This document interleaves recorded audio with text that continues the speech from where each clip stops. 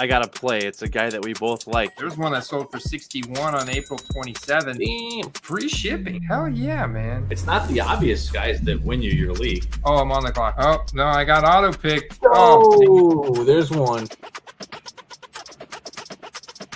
Oh, you missed your pick. People start going way off the board here. That's a steal, baby. I was clicking the button. This is all messed up now.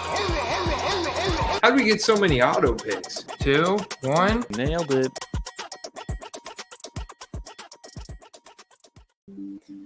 NoOffseason.com football card quests back at you here on a Thursday night. Got my main man Steve, the eBay hitman Caladesi. I'm Andy. We're ready to correlate everything we love about fantasy football and NFL sports betting with the football card market. Steve, we're fresh off the draft. Day 2, day 3. I missed you last day 2, man. But how we feeling right now? Yeah, feeling good. We got a couple new contests opening up on Underdog. I know you got to be excited about that. Those open right after draft day is over with, and I'm excited about that. And I'm excited about not only some startups I just finished up with, but a rookie draft we might have coming up in one of our leagues. Ooh, rookie draft. Speaking of rookie drafts, I actually gave a sneak peek to a new sheet I'm working on, a new tool here that is categorizing all these players, ranking them, and filtering and looking at how many different rookie cards they have and what their true rookie card is. It's some pretty revealing information that's really applicable to the football card market. We're definitely going to be I'll pull that back up. We're going to dive into it again here shortly, guys. So definitely make sure you stay tuned and hit that like button. But first, I got to ask Steve, we're going to go through our biggest surprise from day 2, day 3. And then we're going to go through our favorite takeaway, our most revealing takeaway that we both had from day 2 and day 3 of the NFL draft this past weekend. We got all this new information, Steve. I freaking love it, man. So let me have it. What's your biggest, or let's say, what was the biggest surprise for you from day 2 or day 3? Yeah, I'll start with one that's not a day 2 pick, but is a surprise. Like, I know we already probably heard it from a million different sources, but a guy like Michael Penix, who most people assumed would probably slide into the second round, going 6th overall, very odd. And the owner of the team himself, a bit confused at the pick, and you can't really blame him for thinking so. But that and Joe Alt and a few other guys kind of really shook the board up a little bit. And you noticed a lot of guys that people thought would, that guy will go to that team and that guy will go to that team. None of that happened. And if you look at round 2, you can start seeing that with Ladd McConkey getting taken, whereas people assumed the Chargers would take receiver first. They did not. And then you have another one, Cooper DeJean, a guy that was often mocked into the late first round, going into the second round. So Eagles got a great value there. Jackson Powers Johnson, just assumed to be the center drafted by the Eagles to replace the retired great Jason Kelce, does not get taken, slides to the Raiders. So that's a big one. Jonathan Brooks, a lot of people thought, would end up going to Dallas. Dallas did not take him. I had an inkling that Carolina would take a running back, and they did. They took one quite early. So those were like the top of the second round, kind of big surprises for me. Let's see, end of the second. That was like 5 surprises right there, Steve. Oh, there was a lot of them, man. There was a lot of them. So would you, out of those, would you say, I guess the one most or 2 most relative to both fantasy football and football cards would be Jonathan Brooks to Carolina and Ladd McConkey to the Chargers there at the beginning of the second? Yeah, and at the same time, both of those guys can almost guaranteed be starters. If they don't become starters immediately, they will be starters on that team. So from a fantasy perspective, those are the 2 that stand out to me for round 2. Was there any like day 3 sleepers that you felt really surprised back by? Corley went way earlier than than I think a lot of people thought he would at the beginning of 3. So the One- Jets yeah. are just stacking up. You know, they know that A-Rod doesn't have a lot of time left, and so grabbing him early, definitely a bold move there. Jermaine Burton, a guy that's got all the talent and none of the proper headspace, seems to make a lot of bad decisions off the field. So maybe a bit of a gamble for Cincinnati, but a team that will probably be without Tyler Boyd this year and probably be without T. Higgins either this year or next year for sure. Definitely needs someone to step in and take the second receiver role on that team. So if he can keep himself in proper behaving nature on the field and off the field, he would be a great addition to that team. So I think that that's an interesting pick. Blake Corum, I think, was one that maybe for most people shook things up, going to the Rams in a team where you had Kyron Williams as an absolute alpha running back. And now you have to ask yourself, what is his role, right? Presumably still the dominant back, but we did also see similar situations. Zach Charbonnet last year presumed to cut into Kenneth Walker's workload, and that just never happened. So does that happen here? A lot of people are already starting to fade Kyron, so I would say it could. But you could also pivot and take even more shares of Kyron Williams and get him at value, depending on your perception.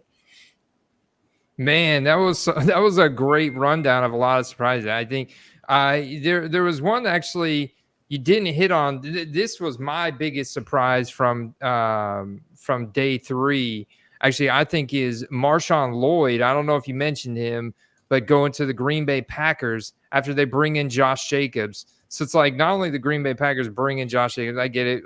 Aaron Jones, they let him walk. He signs with the Vikings. They bring in Josh Jacobs, and now they draft Marshawn Lloyd. So it's like down and out for A.J. Dillon, which just kind of feel like he really is down and out now at this point.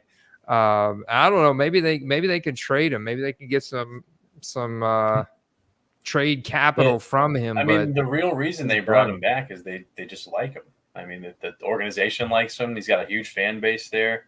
Does a lot in the community there. So I think, more than anything else, that's probably why he got brought back.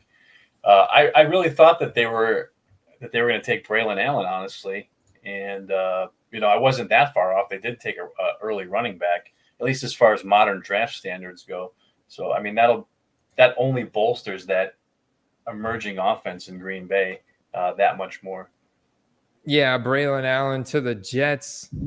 I mean, that was an unfortunate landing spot, I think, for him. It's going to be quite the uphill battle to get work. I mean, I guess I could see him carving out a role maybe between the 20s, like on a random second down or something. It's just going to be tough, man. Breece Hall, obviously an all-purpose stud. Izzy Abanikanda, a very solid running back as well. But I guess Braylon Allen's going to really have to prove himself and earn a role in that offense. So, Steve, in terms of like the most revealing moment for you, day 2 or day 3, is there just one that really jumps out to you? That you felt like you learned a lot about a team and what their vision is for 2024, or their process, things like that?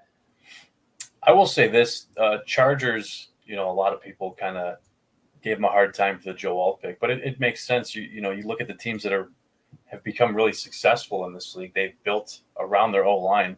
And if you have a guy that comps to Joe Thomas, one of the best tackles of all time, well, it's probably a guy you want to take. And if you look at round by round, they filled in spots of players they lost. They didn't just take any old player. They took a receiver in round 2, and then in round 3, they took a linebacker. They just lost Kenneth Murray to the Titans. So them and the Vikings really filled their positional needs maybe better than any other team, I thought. Yeah, the Vikings, man, they gave away a ton of future draft capital, but they got their guy, and they're loaded now at this point. I think you could maybe say JJ McCarthy is entering like the most favorable offensive environment here in year 1. And so I mean, that's super exciting for him. I've seen a huge increase in his rookie cards.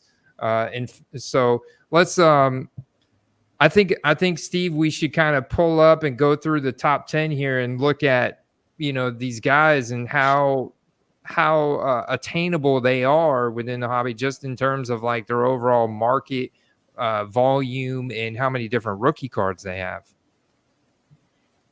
Yeah, no, definitely. I wanted to point on Gabe's comment real quick too, because the Cardinals taking a tight end in the third round was a bit odd, but you kind of saw that with the Raiders as well, kind of loading up at tight end. But it's a little different than the league.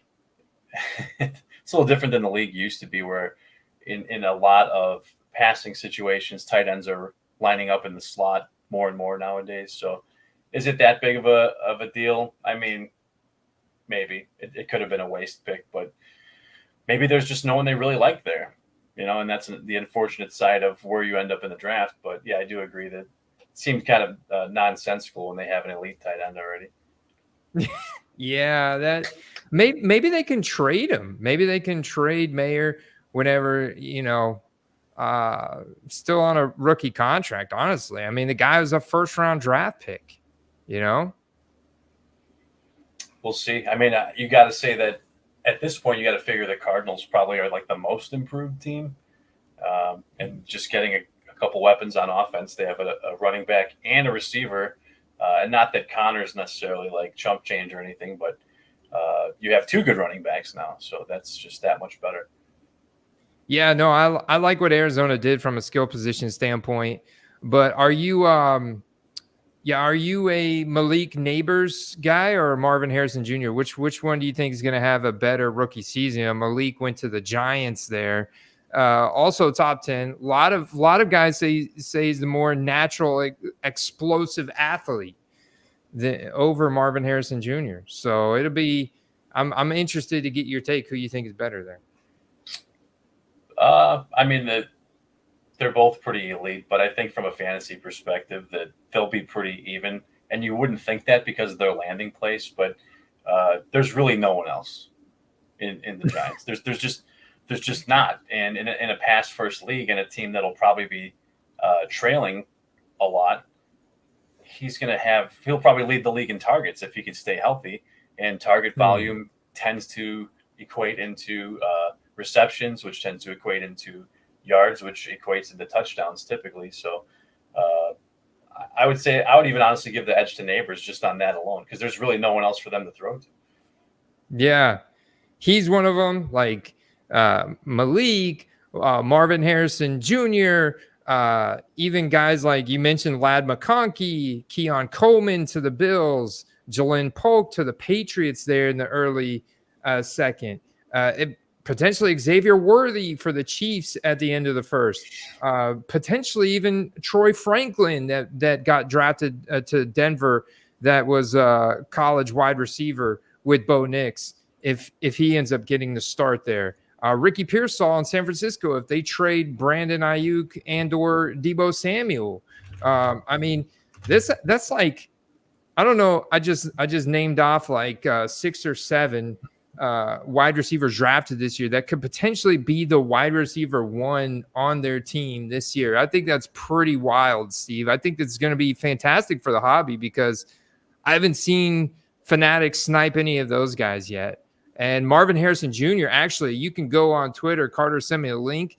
He does not want to sign a deal with the NFLPA because of Fanatics deal that they tried to make with him back in his sophomore year of college, and they tried to like lowball him and thinking that he would take the offer, and it really pissed him off and his agent and everything. And so he's right now he's refusing to sign the NFLPA contract because Fanatics is involved and they're trying to get him to an exclusive offer, and he doesn't want it. So the NFLPA is trying to get him to sign with Fanatics, and it's like he doesn't want it. So I'm like, yeah, you go Marvin Harrison Jr. You stick with Panini. Nah, I like that. And, it comes down to a lot of these guys are super young when they sign these contracts, because it seems like a good opportunity for him. And for a lot of guys, it is, because they don't have the name pedigree that he's got and the potential, MVP caliber career that he does. So for some people, it makes sense. And for him, he's going to gamble a little bit. And if he loses a little bit now, he may make way more in the long run. Yeah, he may make way more. You never know. All right, Steve, let me say hi to some of these people in the chat, man. I got to catch up with the chat over here. It's lit. Jason Mann, Laystick, Gabe Davis, Joel in the house, Pick 6, Play a Free, James, there he is. Tops is coming back and dropping before the National. It's talking about Tops now, or did I miss a previous content there? Tops basketball. I don't know. I haven't heard any football announcements yet, but it's going to be unlicensed, unfortunately, for at least 2 more years. But they have their exclusive contracts with players, so some players will be. I do think that I heard that the football, if it does come out next year, would have Stroud autos. Yeah, they're inching their way in. They're creeping their way in more and more. It already looks like they've got Jaden, Caleb, and Drake May. So we'll see who else they get, but that's not bad. I mean, with how deep this class is, the quarterbacks, wide receivers, and all the different sets that Panini releases, if they only get those 3 guys, I don't think it's that big of a deal. I mean, they got 2, but there was only 3 total last year. So if they got 2 out of 3 last year, or 3 out of 4 actually last year, if you think about it, Bryce, CJ, and Will Levis, right? So really got like. I'm wondering if a lot of these guys only have autos in these products, if it may bolster some of the other unlicensed type product for other players, because people will be like, oh, well, I don't mind this card after all, because I can buy the guys I like and they have their autos in this set. And, maybe you're doing it because it's a bunch of the young rookies, but maybe you're like, well, not a bad value. Maybe I'll buy some veterans now. Yeah. Leaf comes to mind, or some of these other sets. Super products, these super product keepsakes, these wild card, super glows and stuff. I agree, man. I think you have to take the market player by player. And that's why I'm tracking this data over here, because it's so important for us, because each player's market is different, and if a guy is Fanatics exclusive, then we just adjust accordingly. We target different cards, and that also impacts in like his Prism Silver and the markets that the Panini markets that he is a part of, as well as the unlicensed stuff and the instants and stuff. And we had a lot of chat going on, so I didn't get to say what's up to everyone I wanted to here. Yeah, no, me neither. ML said Joe Alt was no surprise. No surprise. Yeah, I mean, there was definitely a smaller group that thought that made the most sense, but you can't be mad at it. I mean, it makes them better, and it's going to extend Herbert's career that much longer. Zeke signed back with Dallas after the draft. These guys definitely want to talk about some Zeke. I'm very interested to see where he goes tonight in Best Ball Mania 5. That's right, Steve. Best Ball Mania 5 has kicked off on Underdog Fantasy. Like the true off-season grind is here now, because you guys know there's no off-season. So we are on the grind for BBM5 and whatever. I think it's the little schnauzer that's up as well on Underdog Fantasy. We'll get to see how those values have changed here tonight. But is there another comment you want to pick out, Steve, that I missed? I see Gabe's out there. Black Francis, Packers are the greatest. It's just coming in some Packers love here on the top. Got Hector in the house. Yeah, ML. I think we mentioned last week the Amon-Ra extension. Penny Sewell, they just re-signed, keeping that whole line together. I mean, it is a detrimental, if not the most detrimental part of a team. You saw Tom Brady go from still elite at his advanced age to being almost unrecognizable, and the only difference was the O-line. So that just goes to tell you how important that is. So important. Rymal 2126, Neighbors Dope at MHJ has Kyler. The cool logo. Welcome to the chat, Rymal. I see Jets Crazy out here, Steve, What's good, fellas? Jets crazy in the house. Let's see. Filthy, there he is. There he is. Zeke will be wearing number 19. Okay, that sounds like an odd number. That number doesn't. Is there I any? can't stand the new numbering system, Andy. I can't. Really? Lightstick said Garrett Wilson led the league in targets last year, but it did not translate. That's because he didn't have quality quarterback play. There's definitely a whole lot more going on there. The Jets O-line, awful. The QB play, I mean, you think that Daniel Jones is bad. I mean, there's not a guy that was out there that was even remotely close to his skill level. So, I mean, there's just so much bad there that I get it. Yeah, it's not a one-to-one correlation. I 100% agree. But while Daniel Jones isn't good or great, he has been good, and I think that he can be good again. Well, that's an interesting take. I actually am pivoting off of that, but I think I'm pivoting off of Daniel Jones and onto Drew Lock, man. Honestly, for the starting quarterback in New York, and I got some interesting takes on that, Steve. But I really want to dig into this rookie data here that we're tracking for the top 12.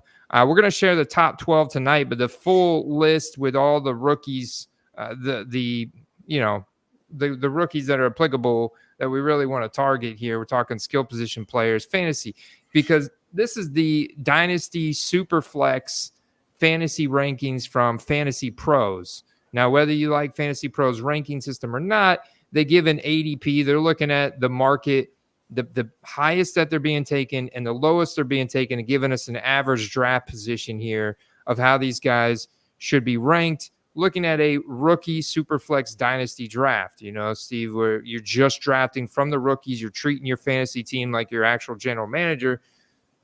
So I thought it was very interesting, Steve, to go ahead and add in a column for what would be considered their true rookie card. And then also how many different cards have been manufactured for each of these players in totality. So like Caleb Williams has 4,454 already. The first time they started printing cards from back in 2022. So his true rookie card is the 2022 Bowman University Chrome with the first logo. And you can see his ADP here is 1.2. So your guy, I know you've been secretly containing your excitement for the Chicago Bears. You got arguably one of the most now like top 5 wide receiver rooms in the country. And you have this hyped up, like you would not believe, quarterback that's supposed to be a generational talent in Caleb Williams. With all this talent around him, your defense finished the year strong last year. Got to be feeling good about the Bears. But can you believe how many different rookie cards he's got? So it's like there's all kinds of stuff out there. That's just even just comparing to the other guys out there, it's unbelievably high. I mean, Drake May, not quite half, but Jaden Daniels, 112. 112, that's it, man. He does have a 2021 rookie card, though. He was in college for 5 years, man. So he does have a 2021 Leaf or Pro set. There's not very many of them, but you could potentially find, and that would be his true rookie card. Yeah, if you look at some of those numbers too, and we talk about scarcity a lot. Scarcity is not always built into the price. People that are going out and picking up a Ladd McConkey card probably don't know that he doesn't have that many. Not everyone does anyway. But if he pops off, the ability to acquire his rookie card now is very difficult until the pro uniform product starts coming out. Yeah, and they're super expensive because of that. So one thing that is important, these guys transfer schools, and just like in the NFL, when they change teams in the NFL, that impacts their market. There's a big difference, man. And I think in college, maybe even more so, because people really know Jaden Daniels from his breakout year at LSU. right? Where his final year at LSU has really been what's propelled him to the number 2 overall pick. And sure, his experience at Arizona really helped build that up. But even though that's his true rookie card, I think a lot of people kind of consider the LSU cards that they've come out with as his rookie, like equally, just because LSU is such a popular team. It's got a big market, there's a lot of fans. I think that those cards do just as good as these do. Yeah, and if you, I don't know if you've been paying attention to like the post-draft prices, but on a lot of the marquee guys, for the most part, they've already started to trickle down a bit, and that's why we always emphasize the non-pro uniform stuff. Is don't typically wait till they get drafted. It's kind of better to do it right as either the day before or the night of. Try to get those sold, or the day after, or whatever. As the week goes by, 2 weeks go by, that draft hype goes down, and then you're going to have to start waiting for like pro games or camp till they start having highlight reel plays and practice and stuff like that for that hype to build back up. Yeah. Rome really surprised me, man. I mean, he doesn't have a whole lot, and you're either looking at, it's pretty easy for him, a 2023 Bowman U first, or the On It, which the On It it's more like a Sage card. I really have a problem buying Sage and On It cards, Steve, because they just look cheap, man. They look cheap. It looks like, I feel even worse than buying like a Score rookie auto. And I do not like buying Score rookie autos either, man. I just don't like it, man. It's like, it feels like it's on cheap paper, super thin. Like, I don't know. It just feels like a cheap card. And they don't go for a whole lot. Like, their ceiling is definitely limited because of that. Yeah, and fragile card stock means probably a lower gem rate typically. So that's another thing to keep in mind. Yeah, a lower gem rate. So if you're going to grade it, it's like, when you go to Walgreens and they have those little collector's edge boxes. You ever bought one of those? No, but I have seen them. I've actually seen some people pull some wild stuff out of there, but that's not a ride for me, man. I'll just be a spectator in that sport. Well, when you open it up, that's what you're getting, a lot of these Sage cards and these On It cards. Here, I'll show you an example now that I've got some pulled up.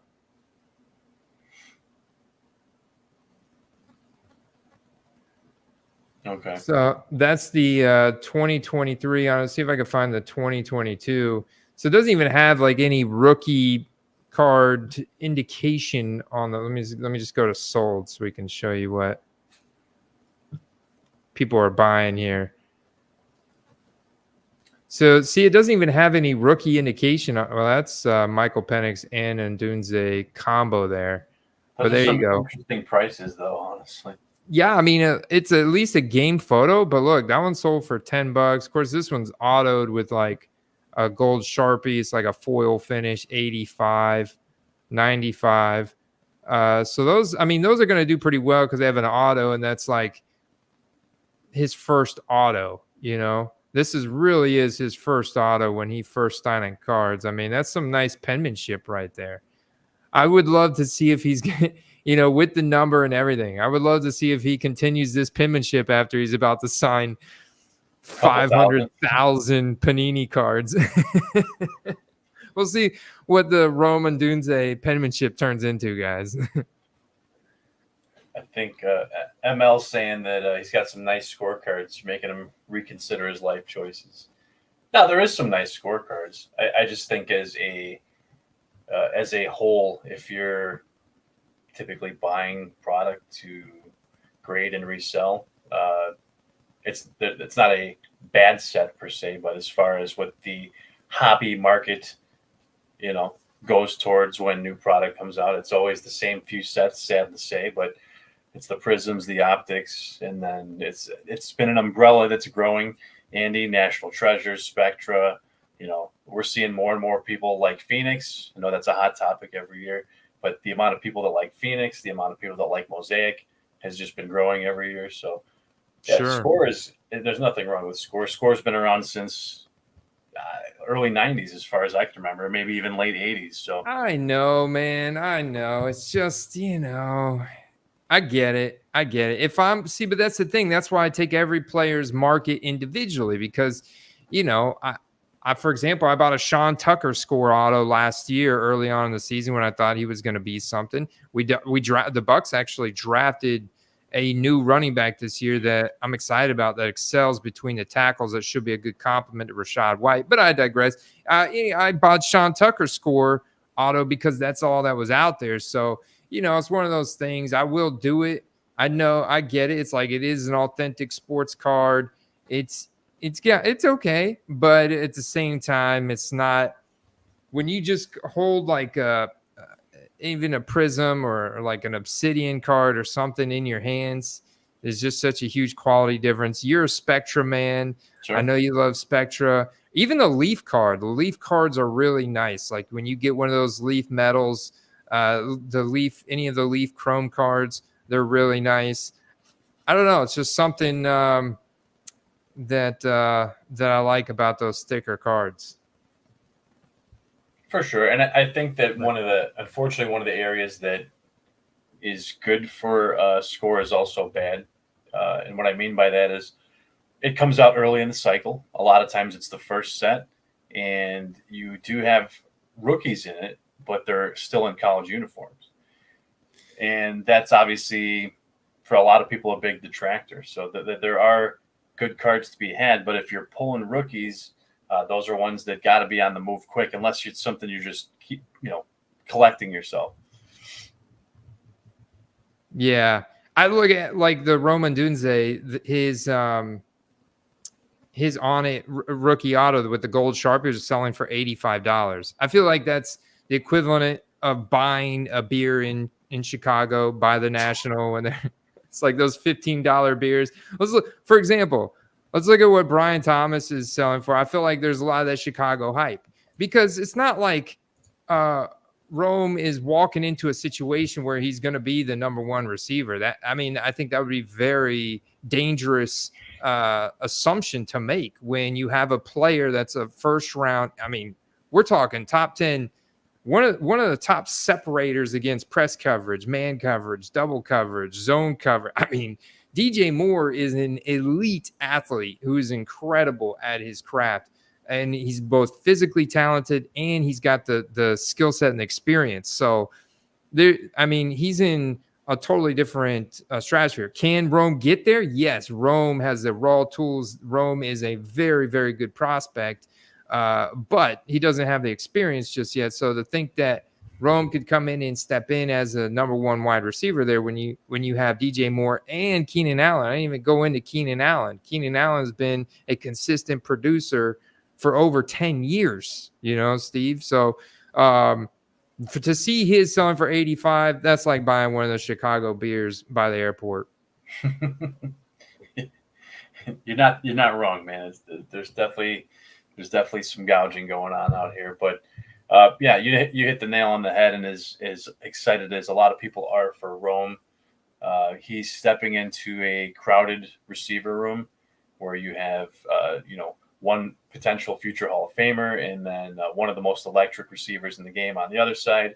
You've got Cole Kmet. You've got a great receiving running back in Swift. So there's definitely a lot of mouths to feed. Will this be a pass-first offense? It doesn't sound like it. Everything they've said kind of makes it sound like they're going to use a more balanced approach. Obviously, at this juncture of the season, that doesn't mean anything. But yeah, just on the premise of the volume alone, I don't think he's going to go crazy. He's not going to win Rookie of the Year or anything like that. There's just too much competition. Now, on the other hand, Brian Thomas here, who, if you look at the top 12, other than Ladd McConkey, who has a very clear path, right, Steve, to being the number one wide receiver there. Quentin Johnson, more or less, so thus far in his career, looks like a bust. And Josh Palmer just very, very average. And he's literally only got those 7 different rookie cards, and they're all serial numbered from 2022 Super Products Keepsake. yeah, that's going to be a really tough market to crack into. And those base draft night instants are probably going to have 1,000, I would say, or so. A print run, maybe 1,500. We'll see how many were sold. And people, that's going to be his primary rookie card, Steve. And while we're talking about a lot of these guys too, I know we're doing a draft later, but for a lot of us that did a lot of drafts already long before the draft actually happened, the NFL draft, we kind of have this ingrained in our mind where these guys are or were going in best ball drafts. Now that they've landed on teams, Andy, it's different. It's different. Some of these guys that were presumed to go where they went, that's going to stay the same. But for a lot of guys, they'll be going either much sooner or much later based on where they went. And, you mentioned Ladd a few times. He's a perfect example of that. If he went to a team where he's like the third option, he's not going to go, maybe even in the top 75 picks, which he should now. he should. He really should. And I think Brian Thomas Jr. here on the Jacksonville Jaguars has a great shot to wide receiver 1 upside. I mean, Christian Kirk, he's no DJ Moore, I mean, yeah, he's solid from the 2018 draft class, but he's always like capped out at about 1,000 yards. Like he'll miss a few games. He's going to have some solid games in there where he gets loose and stuff. He's solid, but you have a big target in Brian Thomas Jr. There's no comparison between them in terms of size, speed, specimens.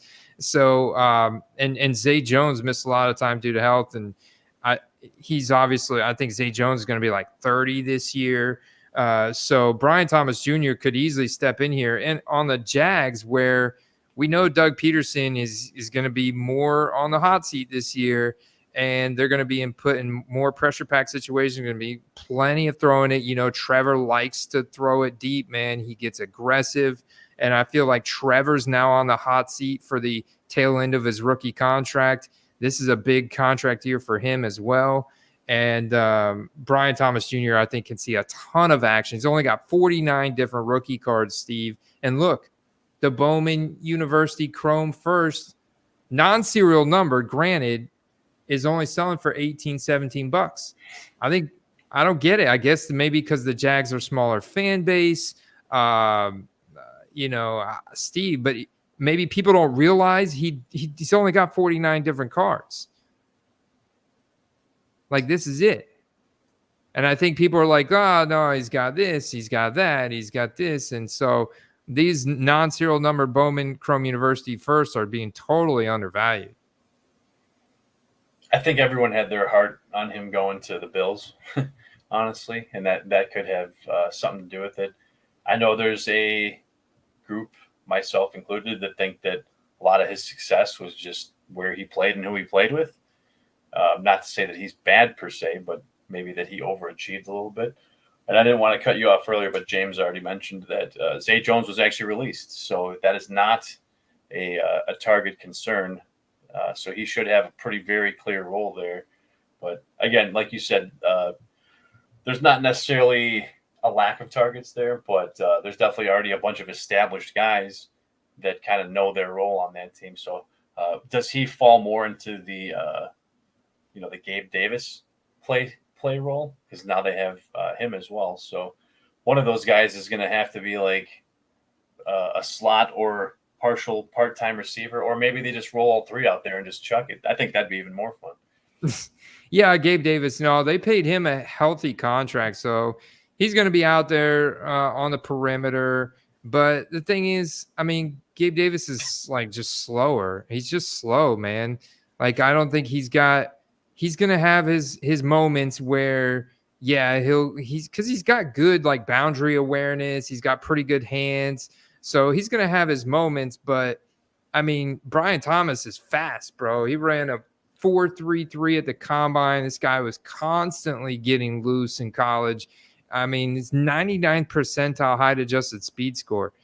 That's like no comparison to Gabe. You know what I'm saying? Like, he's out of Gabe Davis's league, and now Zay Jones is gone. Let's go, baby. I mean, Brian Thomas is gonna flash big time, I think, early on. And Jacksonville gets these London games, and they get some interesting primetime stuff where there's plenty of solo like island game time for him to really shine. And I think he could be a big time, exploder in value, because I look at like he's only got 49. He's got half of that of Rome of Rome, and of a more, I think, mainstream set that's recognized as like legit rookie cards here that are very cheap. Yeah, I can see it. And you talk a lot about what they do in the preseason affecting hype and all that stuff. If the guy's a big play speedster, that's a lot of times what you see in the preseason. You see a lot of big plays, and it's not always from the top guys. You might see a guy that you never hear from ever again, but he makes a huge play in preseason, and people rush to buy all the cards, and poof, he's gone. Not so much the case with him, but I'm just saying the college product, the $18 Bowman First Auto, has some legs still. Yeah, buddy. We got a new person in the chat, man. No, Gabe, we love you, man. You're good. You're a good man. Gabe Davis. Oh, and then we have Gabe PO3. So Gabe PO3 says he's new to the chat, new to cards. Welcome to the quest, Gabe. He wants to know, would it be cheaper to buy 2023 Prism football cards later when Select and Optic come out? Yes. Yeah, I mean, the Prism's already been out for a while, and the prices are already coming down on a lot of guys, not on all of them, but absolutely, especially with now that we're past this current draft, there's going to be a lot of split attention, and the attention is still split between 23 rookies and 24 rookies, which is why later we'll talk about why I think we should be looking at maybe some previous draft classes. Yeah. And see, that is what Mark is talking about here. This kind of goes perfectly hand in hand, because Mark says, I thought we were going to buy Lawrence in November because they were going to be bad. I said Trevor Lawrence was going to be bad. So I'm not targeting Trevor Lawrence until November because he is now a veteran. Trevor Lawrence is now a veteran, guys. He's entering his 4th year, Steve. There's no more excuses. He's a veteran. He's going to have to do a lot more to drive the same hype that Caleb Williams is going to drive from one game. Caleb Williams plays good one game. Drake May has one good game for the Patriots, unlocks a little bit of potential from their skill position players, wins the game.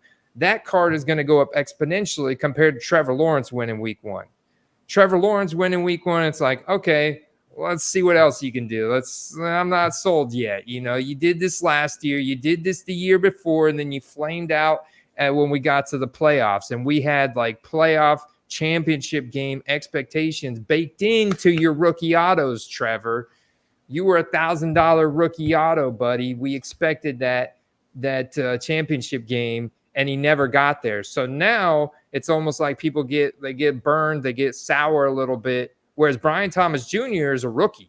He makes a big play in training camp. This is going to be Trevor's secret, but Brian Thomas is a rookie, so he has one big game. Rookie cards they double. You know what I'm saying? Yeah, and if you could go back to 2021 when, Lawrence stuff came out and the prices were just freaking outrageous, and you could follow me. I've been consistent in saying that I was not interested in buying his stuff. It was always just too expensive. But I do still think that, compared to what people thought he was going to be, he is still overrated. But that doesn't mean that there won't come a time when his prices get to a point where they are now reasonable to buy at that price, and there will be some room for them to grow, and that they're just not there yet. Yeah. All right, man. Steve, it is time for us to hop into an Underdog Fantasy Best Ball Draft. Black Francis, stick around, buddy. We're going to teach you all about it, and we'll talk more about 5th-year options and what those are and when we get in there. But first, Steve, let's shout out a couple people, nooffseason.com. Guys, if you're enjoying this content, we are 100% dedicated to football cards research and selling tips. So if you like it, subscribe to us, but also Sports Card Strategy and nooffseason.com. They've got sports card rankings for, soccer, golf, tennis, hockey, basketball, baseball, F1, MMA, all that kind of stuff. They do a great job over there with all their content. So check them out. Check out Sports Card Strategy YouTube channel. And if you're ready to start grading your cards, consider cgccards.com. Bulk submissions as low as $12. Incredible grading consistency with crystal clear holders. I mean, beautiful, thick, strong plastic. I mean, they look great. They got the little hologram in there and everything. We made a whole video series about our trip and interview with them. They're definitely up and coming, mainstay in the grading market. So check them out at cgccards.com. Let me holler at Mark real quick. Mark. I did not. I've actually got a bunch of saved searches for various Puka cards, and I've been hammering. I think we're so close to that tipping point where I'm just missing on them, but I'm pretty close to that on my target price. I'm going to get there. And the lasers, the discos, the silvers, I've been trying to take a look at those. I mean, the autos are not untouchable, but I mean, you're spending, a couple $100 for autos. And the RPAs, which few of them are out, you're talking, 200-300 plus. So a little rich for my blood, but I'm going to keep hammering and trying to get one for the PC. And then, as other sets start coming out, it should drop a little bit more and I can maybe stock up, because there's a lot of people that just, I don't know, they think he got lucky, or they think that he's a QB guy or something, Andy. Like you think he's a QB. Yes, but guy. I will admit, and you may see me not reach, but you may see me draft Puka at a fair ADP or slight ADP value, because I do believe Puka's going to have a great 2024. Now, long term, I'm not so sold yet, but I do believe he's going to have a very solid, 1,000 to 1,200 yard 2024, especially if Cooper Kupp can't get his stuff back together. So, for sure. All right. So the final thing we'll hop into, it looks like Gabe wants to do a mini $3 tourney. Let's kick it off with the mini $3 tourney. We're going to be doing some smash or pass on eBay during this auction. So if you're just here for football cards, definitely want to stick around as we correlate everything we do with fantasy to football cards on eBay. And then the other thing, Steve, they're giving even existing signups on Underdog Fantasy right now a 50% deposit bonus. So if you haven't fired up your Underdog account, I don't know how long this is going to last. I took advantage of it today. I put in $100. They gave me an extra $50, Steve. It was sick. And I've been, I'm not only a user of Underdog Fantasy, but I'm also a proud affiliate with them. So we have our own promo code Quest, because if you're a new user, you get 100% instant deposit bonus up to $100. Definitely want to take advantage of that. They kick us back a little bit for sharing the good word with you, if you know what I'm saying. So, but existing users are getting bonuses right now, instant, Steve. Yeah, man, you get free money. Hey, just in time with the new contest coming out. Unfortunately, with as full as the mini Schnauzer is already, 63% already, I don't think I'll have enough time to cap this bad boy out, but I'm going to surely try. Anyway. All right. So let's hop in. This is how we do it. We do a countdown from 5. It's right on the homepage. NFL drafts. There's the BBM. There's a little Schnauzer, the mini Schnauzer. So guys, draft against us. This is just a draft. You don't have to do any waiver wire. Starts it during the season. You're just drafting a big team, and they'll optimize it for you. But this is going to make you very familiar with player values overall, and look at the player as a stock index. So, and this one actually has a first place prize of $10,000 for $3. Sign me up, man. 30 seconds per pick. It's going to go quick. I am ready, man. The max free money for existing users is $50. You can put in up to 100 right now. They're going to give you an extra 50 for free. Just free money. Is there a minimum? I think it Minimum was $10. deposit? I think it was $10, the minimum. But I just went ahead and took advantage of it because it's only that one time. Like, so if you put in 50, you'll get $25 extra for free. But it's like you can't do it again for another. You know what I'm saying? So I just went ahead and took advantage of it because I plan on doing BBMs and mini schnauzers all summer long. Heck yeah, man. We got to get our badges. Filthy says, I just put in 10 and didn't get any. No, what happened, Filthy? Yeah, I don't know. I didn't get any either. I put a dub in there. No, come on now. Well, I'm telling you, it showed up. It was on my screen, and Unless we just missed it. Maybe it expired earlier. No, that's wild. Well, I'll message my rep over at Underdog to find out. Yeah. A lot of steam, a lot of stream going on. Let's draft, fellas. Let's count down from 5. All right, I'm gonna go ahead and hit enter here, but I'm gonna count down from 5, then click yes. 5, 4, 3, 2, 1, go. We could not. Oh, I got the location bug.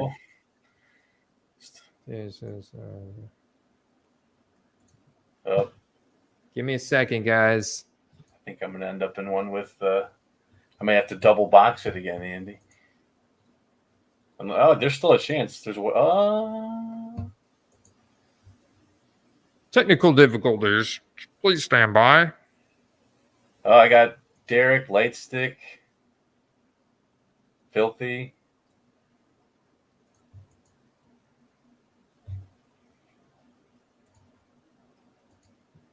That same thing just happened to me last week. We did this.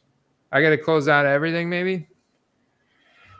I was able to just enter on my phone on the Underdog app. And then once I did that, you can log back into the website and it worked.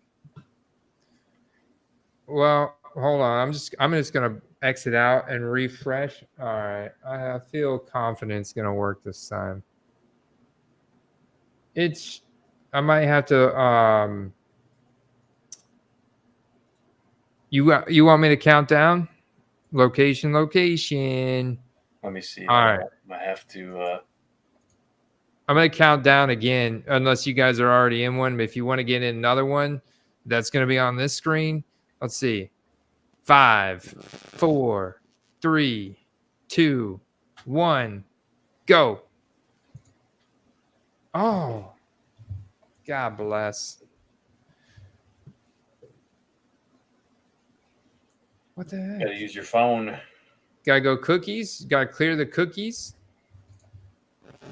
Well, if I get in one on my phone and then It'll work on your desktop, Andy, once you're in on your phone.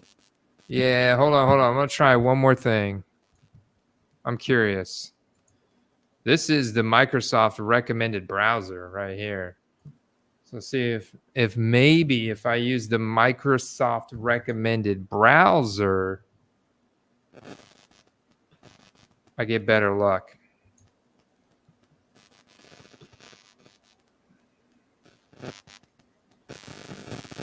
I don't even know if I'm authorized on the Microsoft browser to get the Underdog.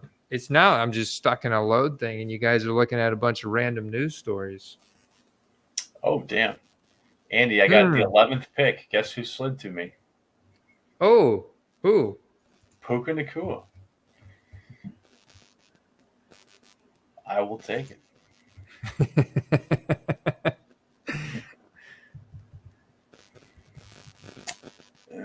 Okay. Oh, did you hear about Tank Dell, by the way? Oh, yeah, he got shot at a nightclub? Yeah. Let's see.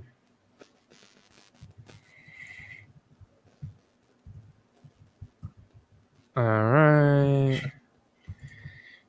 Just log on your phone, Andy. Never. It's so easy. Just do it. Allow. Look, see the pop-up came in. Securely logging you in if there's real spend. Now I'm putting in the wrong password. Nice. Let's see, so far, Derek's got Christian McCaffrey, Lightstick CeeDee Lamb. Filthy's got AJ Brown. Very nice. I got Puka and Marvin Harrison. Boom. We in, baby.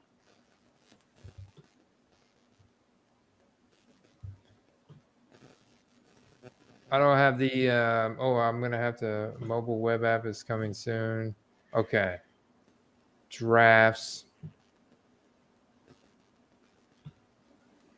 We gotta go dark mode. We gotta get set up here. Microsoft Edge has my location better. All right. I'm gonna do a countdown from 5, 4, 3, 2, 1, go. Allow. That's fine. Look, they're going to give me notifications. This is great, man. Notifications is an auto drafter's best friend. In fact, I rely on notifications for a lot, man. You guys should definitely hit the notification button for this channel. All right, we're in. Andy, thanks, but it thanks filled up to so quick. technology, I was able to get in the same draft as you. Were you able to get in? Oh, I see you. But looks like it's you and I. I don't recognize anybody else. Unless if you're in the draft with us, let us know. All right. So let's see how player values have settled now that the NFL draft is in place. I'm at the 111, Steve. So that's what you're at in the other draft, right? Yeah. All right. You're at the 17 in this draft. Gabe said he tried too many times. Yeah, sorry about that, guys. I believe that location bug has gotten all of us now in the past few weeks. That's an unfortunate bug. I don't know if it's browser user related or underdog related. I would think it's probably them.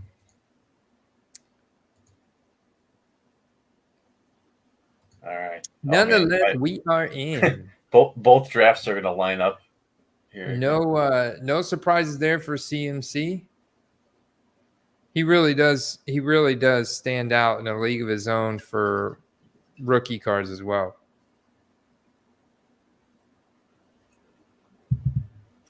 All right. Katy Perry is really taking her sweet time here. Auto picking. So we got one auto picker already at the beginning. That's no fun. CeeDee Lamb goes at the 1.2. That's how you get one of those fancy shields. Just auto pick. Just auto pick a ton of drafts. Yeah. Tyreek Hill still the 3. Justin Jefferson now the 4. He was the 1 in a lot of spots last year. Jamar Chase the 5. He was the 1 in a lot of spots last year. But I think that's probably appropriately priced. Are you ever taking Amon-Ra St. Brown over Jamar Chase or Justin Jefferson?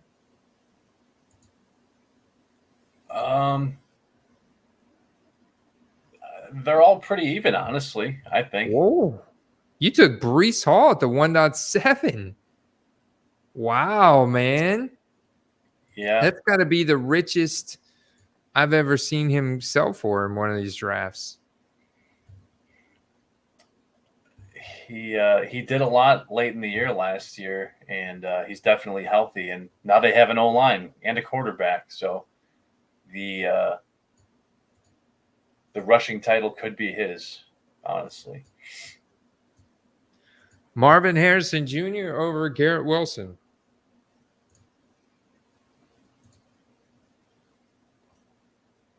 I honestly like Saquon Barkley right here.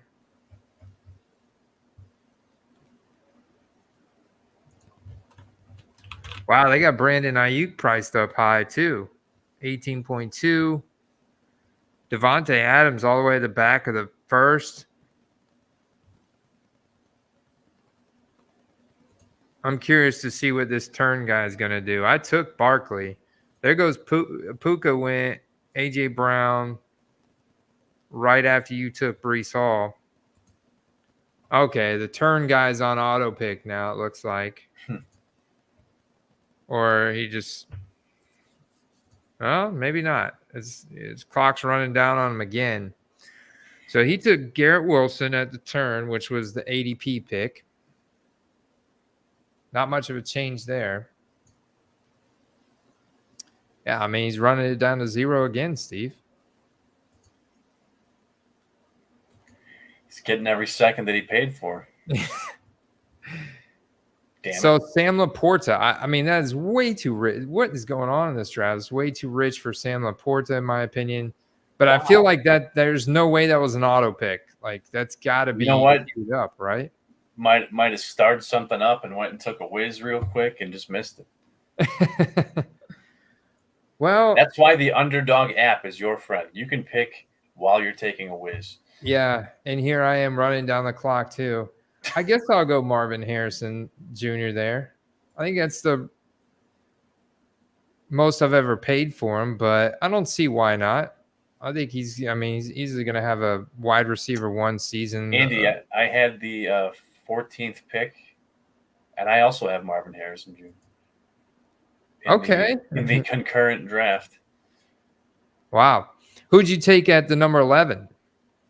Puka. You took Puka there. Okay. Damn, my picks are right on top of each other here. Let's see.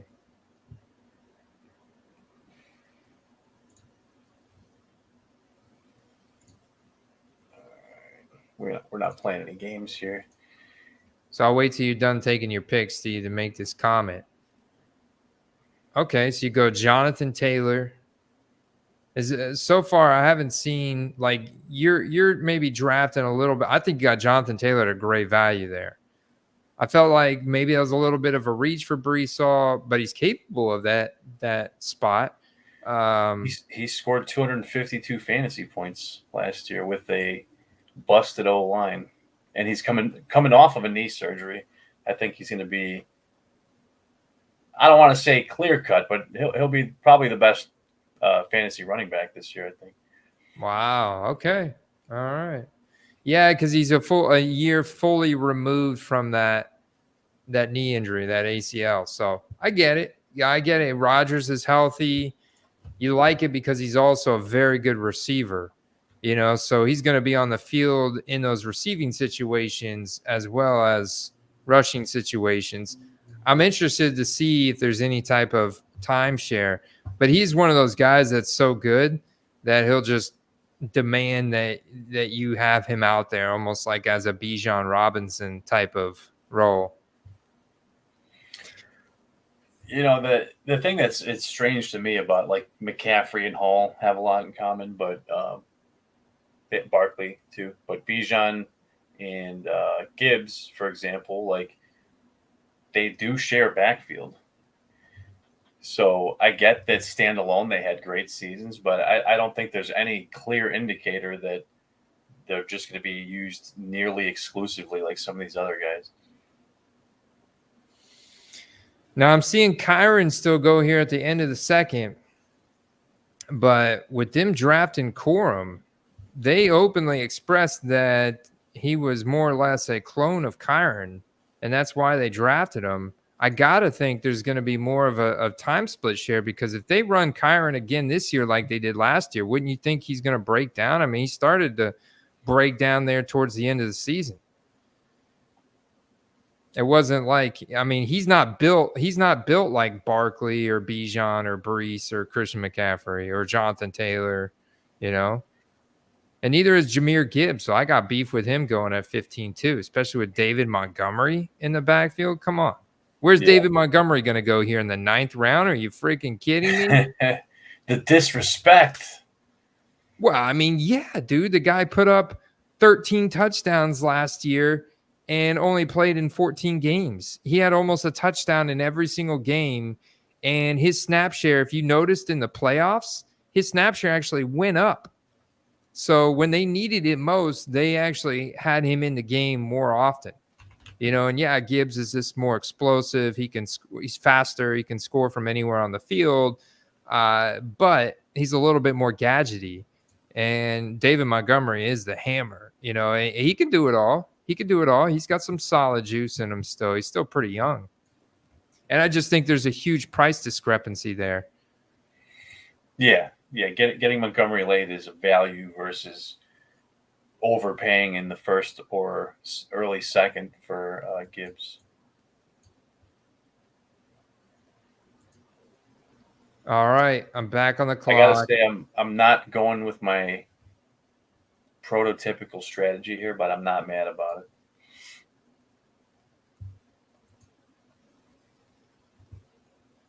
I gotta get the Rams counterpart here as a former receiving record holder and former number 1 overall fantasy stud.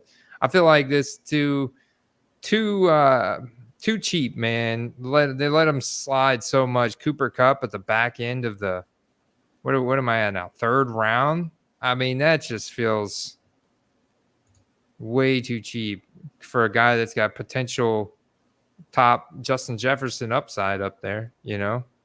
I get it. Puka's gonna steal a percentage of those targets, but if Cooper Kupp get back to prime form, there's gonna be plenty of food for both of them to eat. Definitely enough for him to exceed a 35 ADP. I hope to God is for all his collectors out there, his rookie cards haven't got that cheap.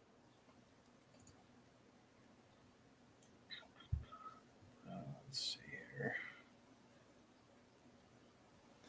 All right, we got Crazy Marley going with the Mahomes Kelsey stack with Laporta, Garrett Wilson. A little bit of a wild draft there from him. We're not going to get a pick for a while here, guys, and we're about to drop down a big tier here in running backs and wide receivers. I feel like we're already in a tier 2 of wide receiver, so I'm going to go ahead and pick Travis Etienne here because he, for me, is still in a tier 1 running back position on the Jags, who are a very aggressive team.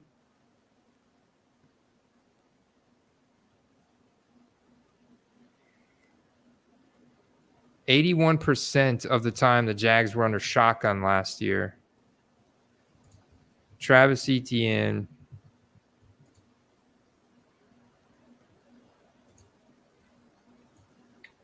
Yeah, he did see a slight dip in efficiency, but I mean, he's just a producer, man. Well, and he had an increase. He had a 25% increase in his carries last year over the year before, and he also had an extra 23 receptions. So he just had a ton more opportunity in general, and he put up right at 1,500 all-purpose yards. So that was good for RB number 7. So that's still in that top tier running back RB1 status. And I think, if there would have been a little bit better scenarios here for him, like game script scenarios, he could have put up even more points. So he was on the field 75% of the time. That's 6th best opportunity share. 4th most carries. This guy's just getting a ton of work. I'm not really concerned. Like Tanks Bigsby was supposed to be a thing there at one point, but never came to fruition. They drafted a Keelan Robinson this year in the 5th round, who does run a 4.42. Went to Texas, but the thing is, he has that raw speed, but the guy hasn't been tested at all, really. He only had 12 rush attempts last year. So he's been, he's really raw, and really just has like this straight line speed. His agility and his burst is not that great. It didn't test that great at the combine. Let's see here. And he's 5'8", 191. So he features more as a satellite back. which I don't think you need that for Travis Etienne at all. Even if they work any of these guys, Tank is probably the most likely to get a little bit of work in just to give ETN some fresh legs here. But even with that level of workload and the involvement in the passing game, I would still feel good about his draft position there. Yeah, 38. I feel like you're getting him at a nice bargain. The same thing applies with the rookie cards, man. There's a little bit of a Jags stigma right now. They got a little bit of stink on them. Maybe is a better way to say it. I think people are. We'll see where Trevor Lawrence gets pushed to in this draft, but I got a feeling that all their players values are being suppressed right now. And I haven't seen Christian Kirk. Christian Kirk hasn't been drafted. Brian Thomas hasn't been drafted. Clearly, Gabe Davis is probably going to go 10th round, which, I'd hope nobody would draft him before then, but we'll see. There's Christian Kirk. SMW 88 just took him at pick 56.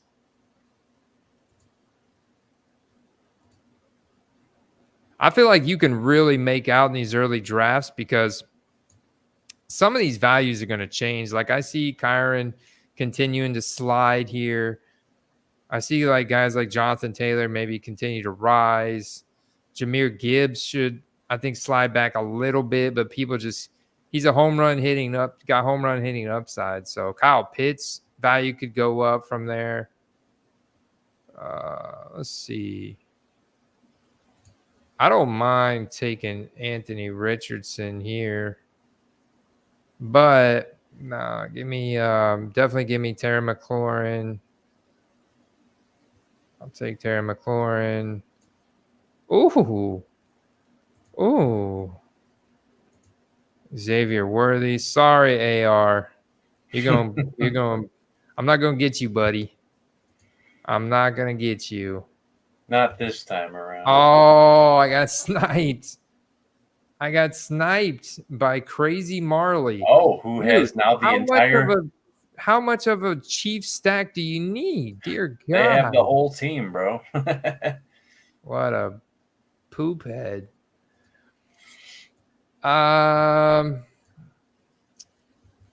Yeah. I'll go AR, fine, because I know I can easily stack him. I'm going to go with A.D. Mitchell, the rookie they drafted in the second round. The heck was that? All right, I finally got a pick coming up that I'm not also picking on the other screen here.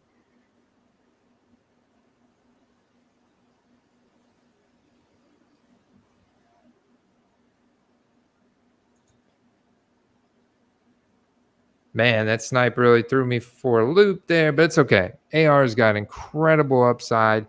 He's been the top guy in terms of buy it now and best offer sold volume on eBay over the past few days. I mean, he's been that guy just because he's got a much higher quantity than CJ Stroud and Bryce Young. Of course, CJ was that guy for a small period. He just doesn't have the volume that AR has now. Plus, his prices have gone up so much to maintain that pace. So when we look at the data here, pop in the data here on our web app. So check that out, footballcardquest.com, go premium here, get access to this web app. But check his 156 today. Buy it now, sold, best offer compared to Bryce Young and CJ Stroud. Bryce at 98, CJ at 79. Jordan Love still popping big time, 69 today. That's tough for a 2020 quarterback, and that's a large part because of his prices and the fan base there for Green Bay. He's getting a ton of hype. He's going to be going up all off season, Steve. Jordan Love's just Agreed. hype machine this off season. And when we talk about why hype matters, you showed the hype meter and the sale correlation with it. I mean, if you look at all the years that those guys were drafted, they were all but Jordan Love 2023 draft picks. So the hyper relevancy is in football, especially. I mean, in all hobby, especially sports, but in football, I would say more heavily than others. Yeah. Yep. Yeah. And new, like combined with like new product and it's so much focus on Prism right now. That's why I was, we were talking about earlier that one new guy had a question. Sorry, I can't remember his name, but about if it's going to get cheaper. It's 100% going to get cheaper as their market balances out. Just generally speaking, because there's the numbers are just not the same.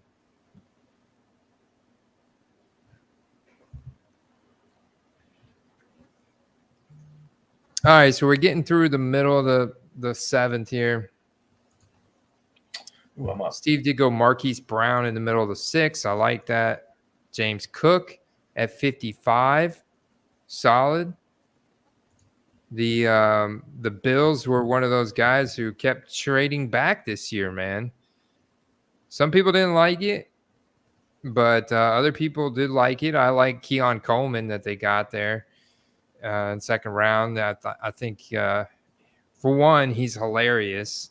If you watched any of his draft press interviews, or the first time he went to the Bills front office, I mean, this dude's a trip, man. Let's see here. Just got my guy Gabe Davis in the other draft here. Let's go with that. All right, so Christian Watson goes here at 82. I'm on the clock at 83. Got 3 wide receiver, 2 running back, and a quarterback. Pretty balanced right now. I'm looking for players I could potentially stack with the where are we at here? I'm at pick 83. I'll go Najee. I didn't quite. I accidentally reached on 80 Mitchell. That was way too cheap or too expensive. A little, not crazy amount, but yeah, I guess so. Round and a half. Probably through. At least it correlates with your quarterback and. Yeah, I mean, you're right. He could not have come back to me. Random. I was gonna get him at the next pick, so I guess it doesn't. You're right. It's not that bad because he wasn't gonna come back to me after my next pick, and I'm not sure what this guy's gonna do because there's no more Chiefs players left. Okay, goes DeAndre Swift.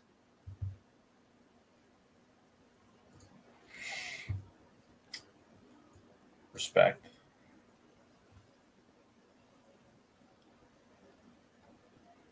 Swifty in your neck of the woods now. I'm pretty excited about that. The guy's got insane big play potential, and when healthy, has league leading ability for the running back position. The durability has always been the biggest question mark. Like, this is pretty crazy, bro. Keon Coleman is going fairly cheap still. I mean, I got him at pick 86, but his ADP on here is 94. I mean, we're talking about a cat that could easily emerge as a wide receiver 1. He didn't test super fast at his combine, but I mean, this guy has got some really good talent, man.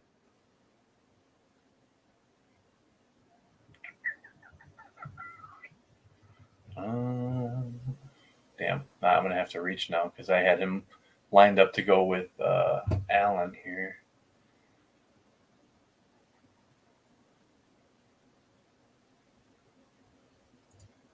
All right.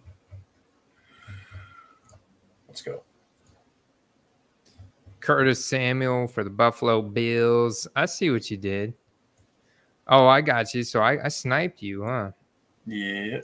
You had Josh Allen in the third, man. You took him as the top quarterback off the draft board. Third round just seems like too much of a value. You know, Khalil Shakir was also, I don't know if you're targeting him at all coming back, but Khalil Shakir is definitely a solid target there. No, he's definitely an interesting play because he made some really big plays down the stretch.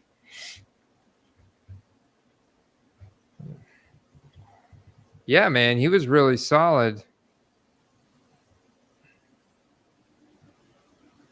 Man, this is So even though, you know, we just talked about Keon Coleman only running a 4.61 on his at his combine, he still played faster. He averaged 12 yards per punt return as a Seminole per punt return. Punt returns are not easy.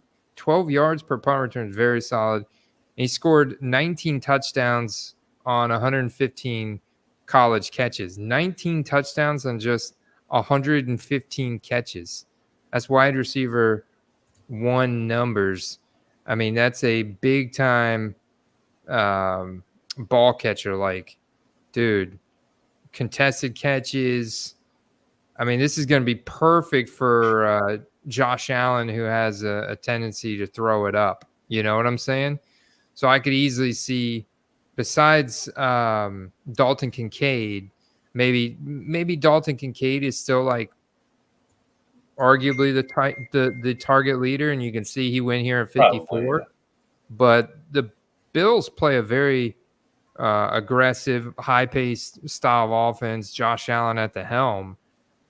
So Keon Coleman could easily put up double-digit touchdowns and over 1,000 yards receiving this year, which would put him in wide receiver one numbers, and yet he's going at pick 86. That's nuts to me. Just because he's a rookie, he's unknown, right? But we get into training camp, get preseason, we start getting a lot more information. If he's picking up the playbook, building chemistry with Josh Allen, all of a sudden his ADP starts whoop, whoop, whoop, whoop, whoop, you know? What do we got here? Question is, where do I have him on here? Filthy said, "Don't snipe me." I know I sniped him earlier. Who were you talking about last pick, Filthy? He said, "I know what you're about to do." He said, "But I get sticky, Ricky." So let's see.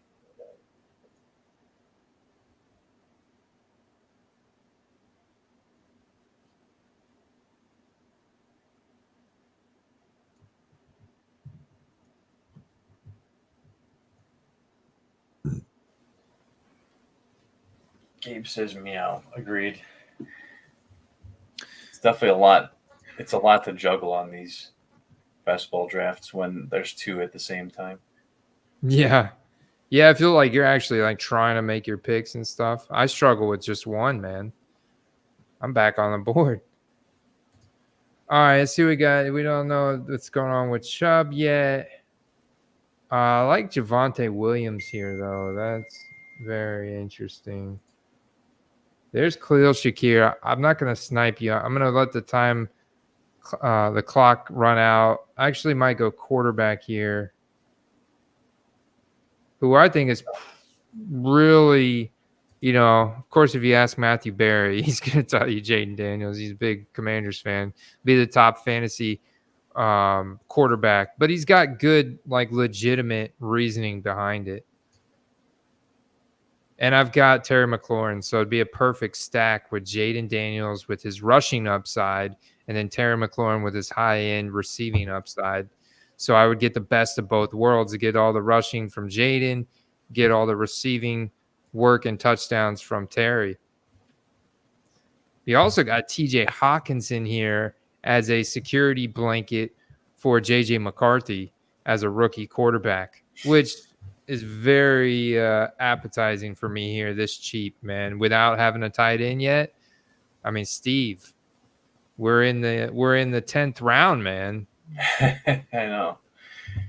Yeah, it's not very often that these guys step into these early quarterback draft picks, stepping into loaded receiver rooms. I mean, absolutely loaded. I got a feeling, though, I know which one you'd go with. TJ Hawkinson. But this is not super flex. So, yeah, I think I'm going to go with T-Hawk here. Their ADP is literally 0.1 apart just because of positional scarcity. Tight end can be an absolute just like wasteland, after the first few guys. And I feel like T-Hawk actually has the potential to produce at that high-end level.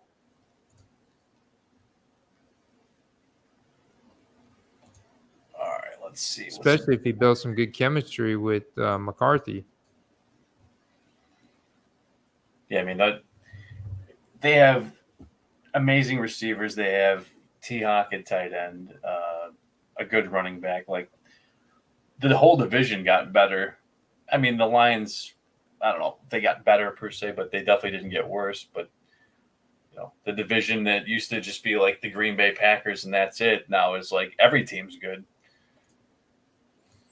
So, for the record, I did, because I know we're getting to that range in the draft here. I did score quite a few cards from ComC during the draft that we were making offers on. Got some offers accepted.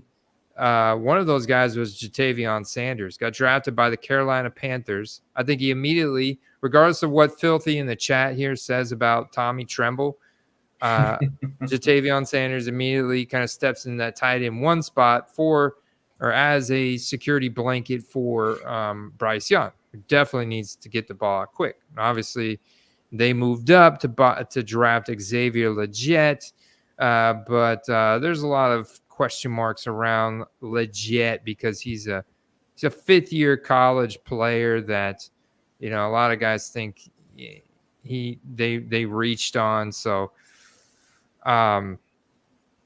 I like the Jatavion Sanders landing spot. I mean, it's better than Bowers to the Raiders getting smushed next to Michael Mayer. So, yeah, I mean, I'm not opposed to throwing a dart throw on him somewhere in this range.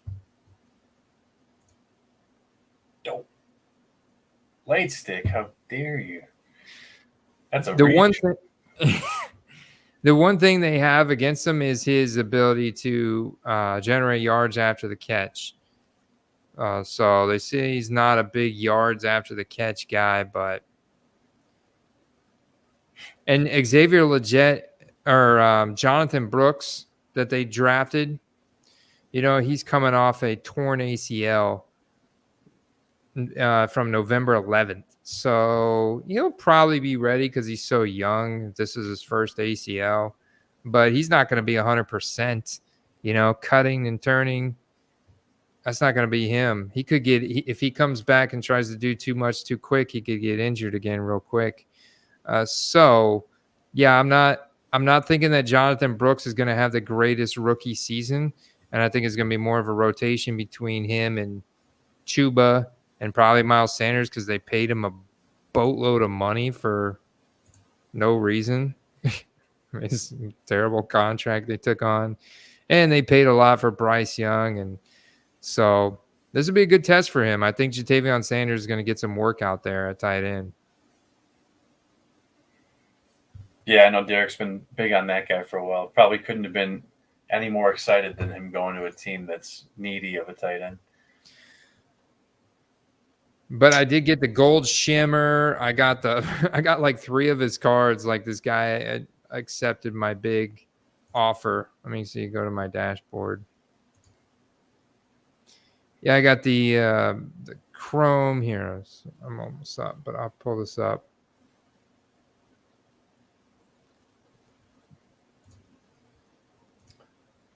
I got a Roman Wilson chrome auto refractor, $30. Is out of $4.99. We'll see if that was a good price. See if I can flip him heading into the season, which I think his value should continue to rise. We'll see. But just the pairing, the college the rapport, the landing spot, I think his values will go up. You know, Sean Payton.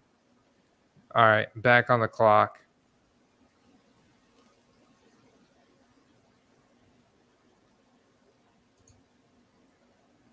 Trade. I like Shaheed here, Steve, a lot too. I think he was a big winner from the draft. He had some big. Oh, I said Rome. I meant Troy Franklin. But I think I'm going to go Rashid there. Ooh, I like Cole Kmet too in Chicago with you, man. Troy Franklin, who I meant to say, not Roman Wilson. Being on Denver. Parasol. There's legit. Man, if the Saints start the season the way they finished last year, could be interesting.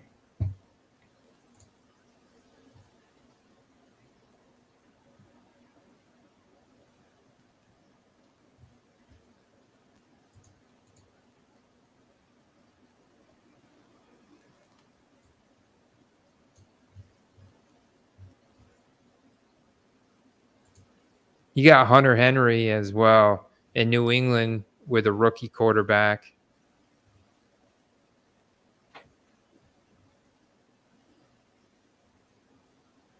There's a lot of good value on wide receivers here, man. A lot of good wide receiver value. Yeah, that's right. Roman Wilson went to Pittsburgh.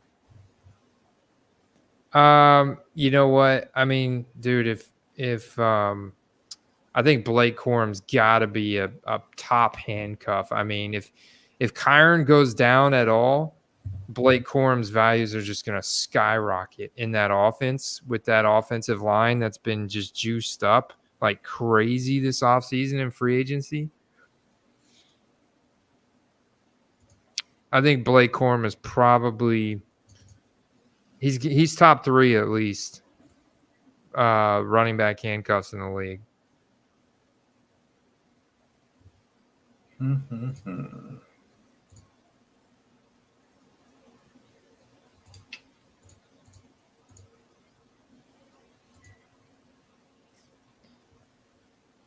Hey, our man Ryan, the Rhino Ripper in the house.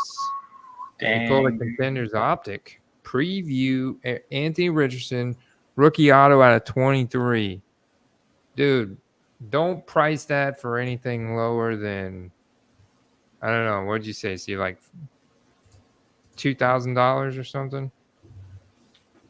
Yeah, I mean, you're in a position where you could ask the max 2,500 value at this point and take offers, you know what I mean? So you could price it outrageous and you'll get some offers sent to you.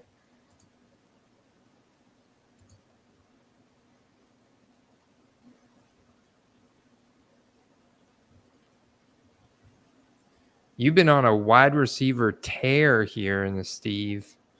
I had to. Look how much capital I have in early running backs there. Well, it almost seems like, I mean, we talked about this earlier, man, in the season, like a couple months ago. The wide receiver values should balance back out this year with running back values because the running back tiers drop off quicker than the wide receiver tiers do. We have a deeper wide receiver talent pool now in the NFL, a lot of good talents. And I think that's why it's important to have those tiers, because once you drop from one tier to the next, you should immediately go for the top. You should immediately go for the whoever it is that's still in your highest tier.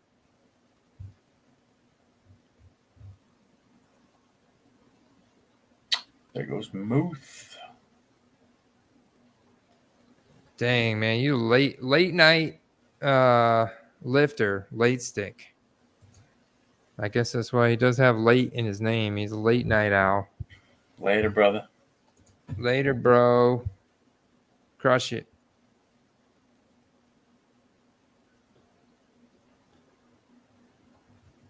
Probably helps him sleep. Yeah, I usually don't go at 9:30. I usually get back from. You go around at nine. night, right? You go to the gym at night, right? The only time I go late is the nights we stream because Oh, I yeah. come straight from work to on here. But otherwise, you would go after work? Yeah, Like right I after can't do the 5 a.m. thing, man. I've tried. Yeah, I'm a morning guy. I got to get it out of the way because by nighttime, you guys see me, man. I crash on these lives. You can only imagine, dude. There's no way I can work out right now. Andy's over there blue screening during the draft. Yeah. You should have seen Friday night, man. If you watched it late at all or listened to it, I started doing some smash or pass on eBay, and I couldn't even figure out the filters. Like I was fading, man. It was getting pretty rough.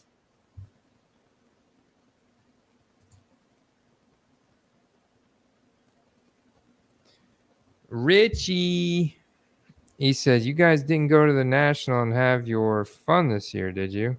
It already happened, right? No. The National hasn't happened yet. No, that was last year. We're going to the National at the end of July. End of July, Cleveland, Ohio. Will be fun. See that Filthy says, I'm a Ben Sinnott guy. Ben Sinnott is good.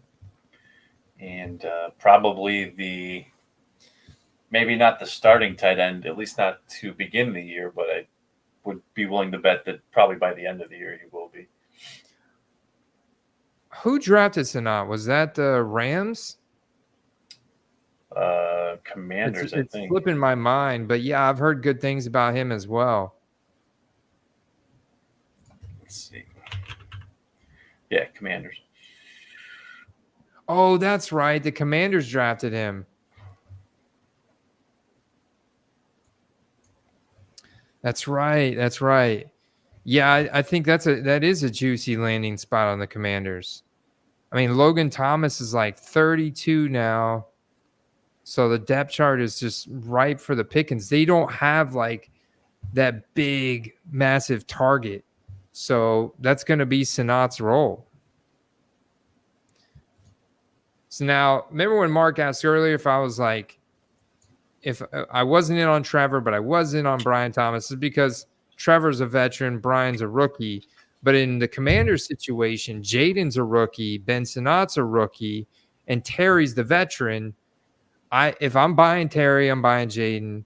I'm stacking him because he's the rookie as well. Like the quarterback's a rookie as well. So the hype can very easily get out of control. I'm going to go Ty Chandler here. Quick pick. Ty Chandler's another premium handcuff. Because, they're not going to – Aaron Jones is going to be like 30 this year, dude. And he's great, but he can't be a bell cow guy. When he's been a bell cow guy before, he gets hurt. And I think they're going to want to get their money out of him. So he's 29 and a half right now. He's over the age apex. So I think you're definitely looking at standalone value out of Ty Chandler, probably somewhere in that like 40% range. A 40% snap share could easily be converted into like RB2, definitely RB3 numbers. So he's in that 2 to 3 tier, but yet you're getting him here at pick 158 in a much later tier. He's probably like the 30th running back off the board. So, yeah, I love Ty. I'm still a Ty Chandler value hound here at in the 15th round. And I bet you his rookie cards since the signing of Aaron Jones have fallen all the way back down to where they were before, like back November of last year when I was buying them. Shit. I think that I don't know. I think that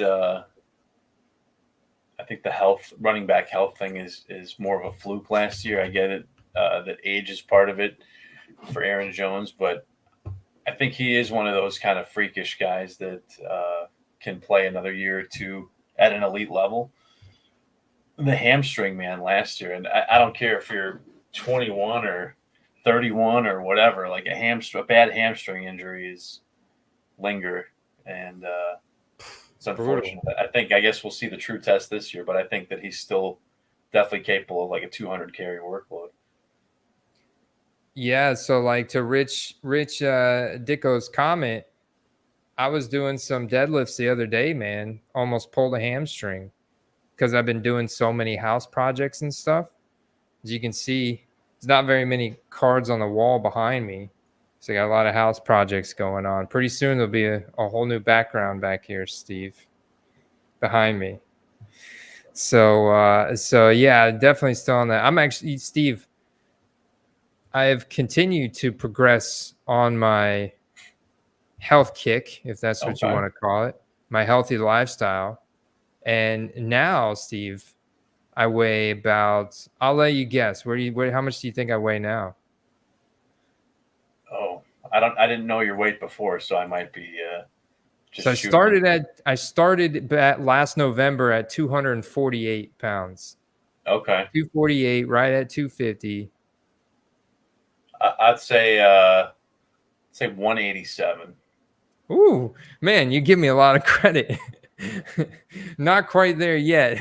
No. But I'm in that 193 to 195 range. 6 pounds, that's not a lot to be off. Yeah, no, it's all I mean, right the last there. time I saw Gabe you was was pretty like close, a year 197. Yes, we're right at 193, 195. Feeling great, man. Starting to get pretty lean. I feel fantastic. It's all thanks to Empower Men. Of course, I have to stay consistent, but they keep me on track. Every week I get to connect with them, and they ask me what my challenges are, struggles. If I have any challenges, they'll help tweak my program based on that. And I mean, they've made it super easy. I don't even have to track what I'm eating really or anything. So I'm loving it, man. Juwan Johnson's a solid option here. There's Luke McCaffrey also. Saints build here.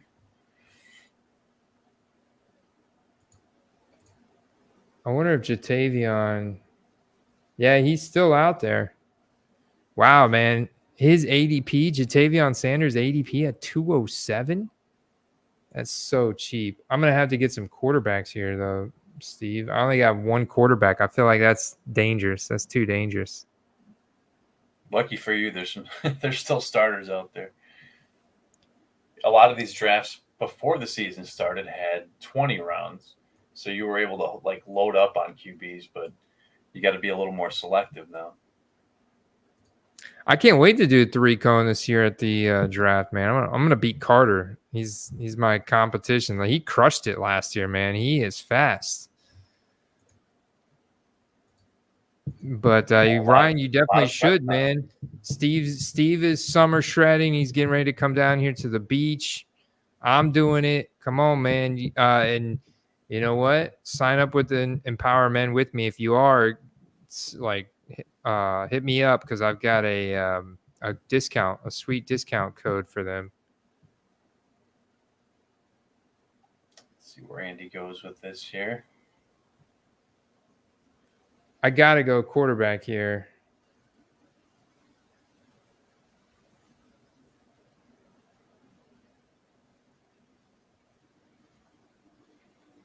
I'm gonna load up on a couple quarterbacks. Wow, man. You still have quite a few potential starters. The backup quarterback market run amok. Ryan said he sits around 206 constantly. How tall? I'm 6'1". So yeah, 206 for me was kind of a spot where I had kind of like plateaued. I kind of stayed there for a while, but now that I'm like 193 to 195, I'm way leaner, and I put on a considerable amount of muscle. Yeah, having a good routine is part of it, but the grander half is the fuel that you put into your body.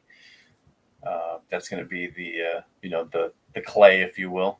You know, the tools will be the workout, but the clay that molds you will be what you eat. Yeah, man. They've really Empower Men helped me out a lot with that. Just like, looking at what I ate before, helping me dial in what I'm eating now. I mean, dude, they even had calls with like nutritionists, doctors. So like I did all that as well. Like looked at my blood work. So I looked at all my vitamins and minerals to see if I was deficient and where I was at on everything. So potato chips, I'll tell you, is not part of the diet plan. I think that's a pretty easy one to knock off if you want to trim down. Yeah.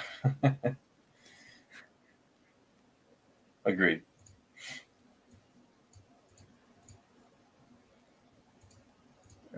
Try looking up comps. Victor said, "Hey guys, someone locally in Marketplace has an Anthony Richardson Origins Auto out of 8. What's a good offer for it? I tried looking up comps on it, but I only found an Origins insert Passing Stars Auto out of 8. Yeah, I mean, that card is super rare.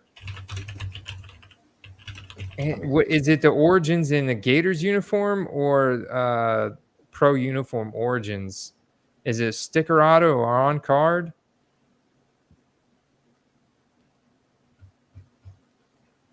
Victor, you're in the Discord, aren't you? Can you post this up in the card help hotline so I can see like a picture of it?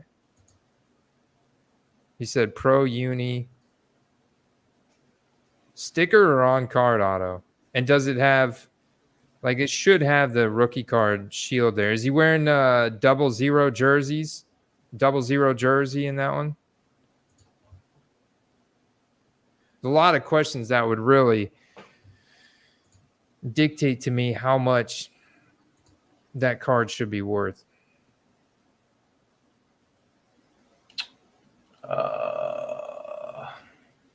Wow, Andy. Look at this. Somebody got the deal of a century. Where's the messenger?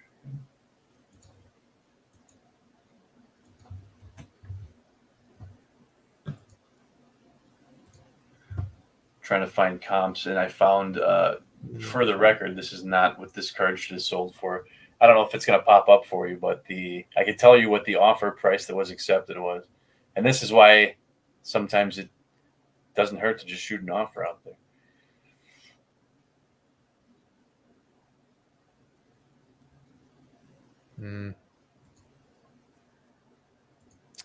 Really torn here on who to draft.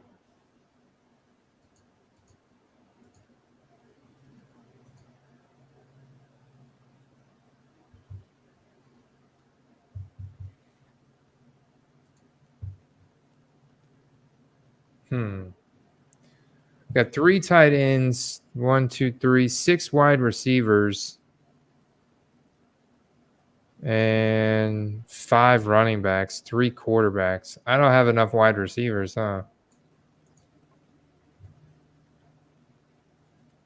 Jay Fizzle. Surprised you didn't take Carr. You got a lot of Saints. Do I have a lot of Saints?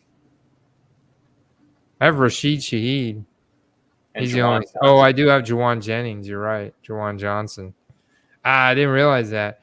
I wanted Jatavion, but naturally I ran out of time.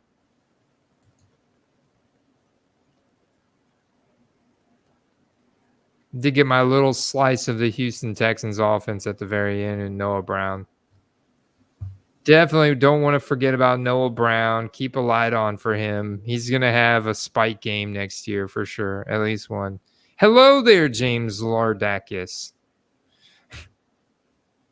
Hi, welcome to the stream. Let's see. I am glad that you have an eBay store and that you have a Luca for sale. So, James coming in, plugging his eBay store.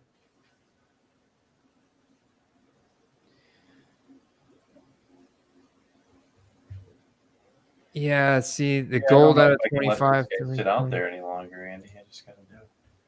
Say what? Said I couldn't let him sit there anymore. What was it? What your final pick? Jatavion was the final pick. So you're saying his ADP went down now that we're somehow. What would you hazard a guess that the best offer accepted on this was? I don't know, like 400, 450. I can't even believe the number I'm about to read to you. 175. Holy crap, are you kidding? So for comparison, a non-numbered with a all blue napkin patch went for 180, like within a few days. And the out of 75 with an OK patch went for 170. Wow. So I mean, this was absolutely. This guy must have won this in a break, or pulled it out of a pack and just wanted to move it. I mean, he discounted it like crazy. He had it listed for $640. It's an Anthony Richardson rookie patch auto out of 10.